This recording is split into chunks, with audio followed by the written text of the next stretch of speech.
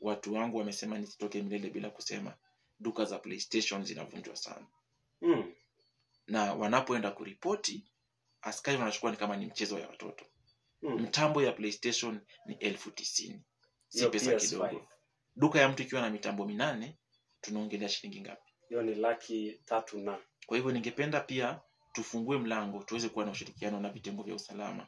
Hata kama ni kuwa na zile mikutano, kuweza kuhamasisha kuambia hizi duka za PlayStation pia zina dhamana. Kwa hivyo wanapopata kesi ya duka ya maybe ya kuuza unga na sukari, askari wanachangamka sana. Mwanabiashara ameibiwa.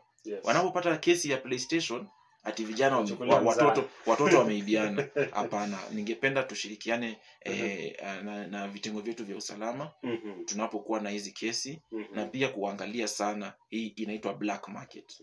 Hii soko ya black market wamesema tufunge. Kwa sababu wewe haujapatiwa idhini ama liseni ya kuuza PlayStation. Na wakati yote duka yako iko na PlayStation 7, iko na PlayStation 8 at second hand, wewe ndio unashirikiana nao wakora. Kwa hivyo watu wauze kihalali. Watu wauze hivi vitu kihalali. Najua watu wa simu kesi si mingi sana, lakini watu wangu wa PlayStation it has become too much. Na ni vizuri tuongelee jambo la usalama. Kweli.